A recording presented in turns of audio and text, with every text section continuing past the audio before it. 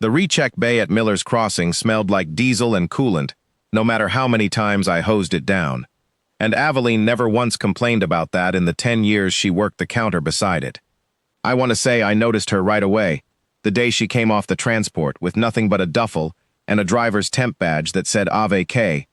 But the truth is, I almost missed her the way you miss most things that don't ask to be seen. She was quiet. She kept her sleeves down even in August. She signed the Daily Manifest in a careful, upright hand that never once wavered, not in 10 years, not even the week the depot flooded, and half the drivers were signing their names sideways just to get out of the rain. I ran diagnostics on truckers coming through the pass. Blood pressure, fatigue scans, the occasional splinter or burn. Aveline ran the desk.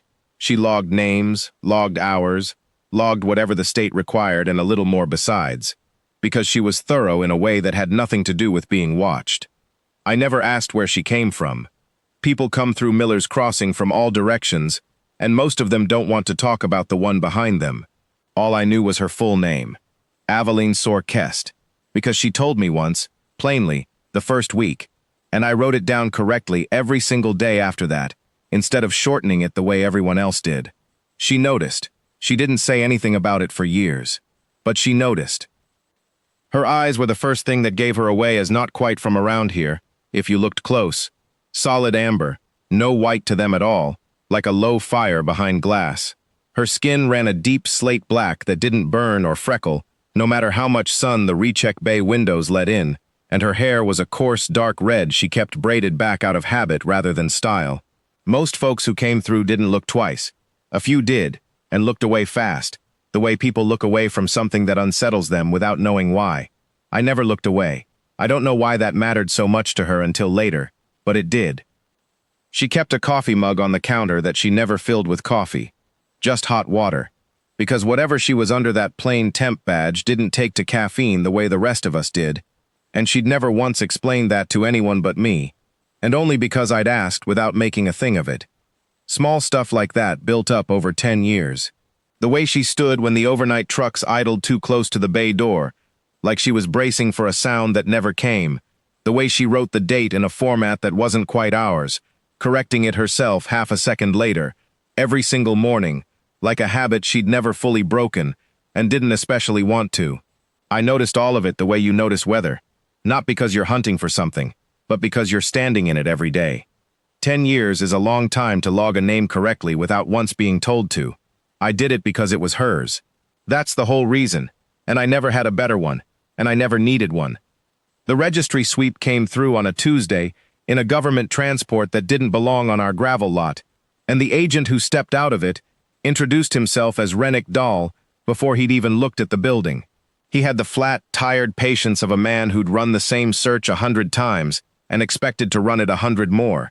He was hunting an old case, a woman named Cora Vesley, who'd worn a counterfeit bloodline mark for the better part of 2 decades, drawing benefits and sympathy off a stolen identity before she vanished. Dahl had a file an inch thick and a scanner that hummed low in his palm, and he set both down on Aveline's counter, like they settled the matter before she'd said a word.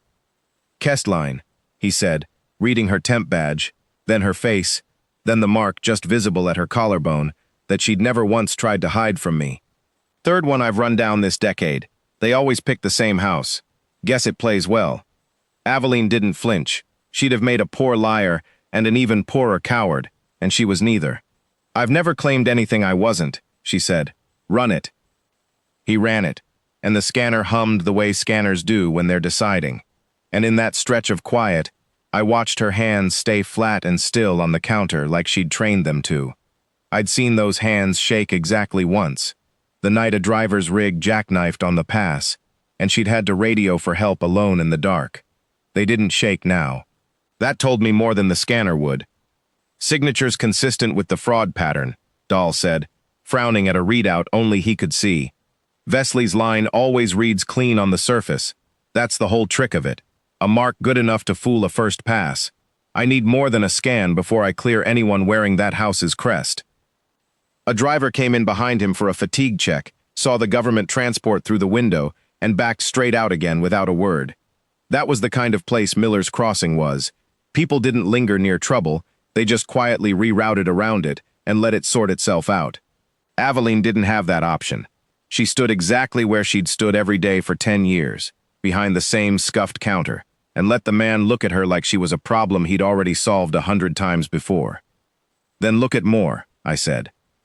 I don't know what made me say it like that, flat and certain, but I'd had 10 years of proof sitting in a filing cabinet 6 feet from where he stood, and it seemed a waste not to use it.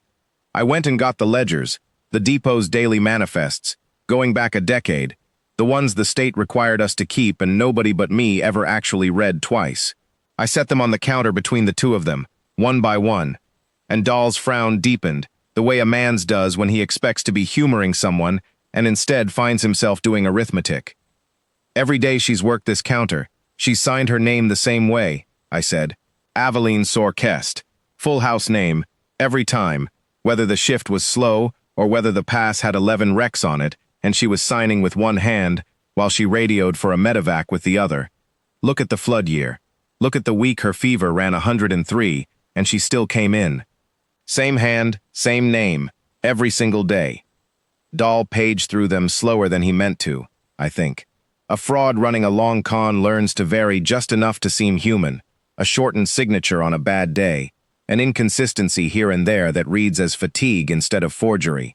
What he was looking at instead was 10 years of a woman who had never once needed to remember her own lie, because it wasn't one. "Vesley's aliases always slip somewhere," he said quietly, more to himself than to us. "A rushed morning, a holiday shift. They can't help it. The false name never sits right in the hand." He looked up at Aveline for the first time like he was actually seeing her instead of a case file. "Yours never slipped once." "No," Aveline said. "It wouldn't. It's mine." He ran the scan again, differently this time, cross-referenced against the ledger dates instead of the fraud pattern alone, and whatever came back made him set the scanner down slow, like it had gotten heavier in his hand. "Confirmed," he said. "Kest bloodline. Unbroken. Matched against a decade of independent dated record. You're not an echo of Vesley's fraud. You're the line she was pretending to be."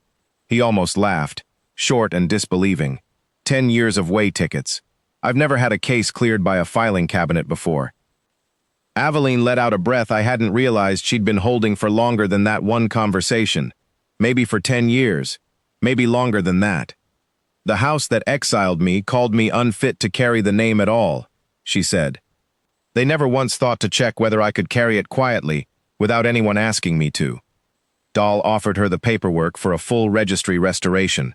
A seat, a stipend, an escort, back to whatever remained of the Kest holdings. She looked at it for a long moment, then looked past him at the recheck bay, the coolant-stained floor, the counter she'd stood behind every day for 10 years, without once being asked to prove herself, until a stranger's scanner said otherwise. "I'll sign the restoration," she said. "I want my name on the record as what it is. But I'm not leaving the counter." She looked at me, not at Dahl, when she said the rest. "I've had exactly one person in this system who never needed a scanner to know who I was. I'm not trading that for a seat I never asked for." Dahl left with his file an inch thicker, and his fraud case finally actually closed. Aveline stayed. I kept logging her name the same way I always had, not because the ledger required it anymore, but because by then, it was just the truth of the thing, written down the way it had always deserved to be, plainly, correctly, and without anyone having to ask me twice.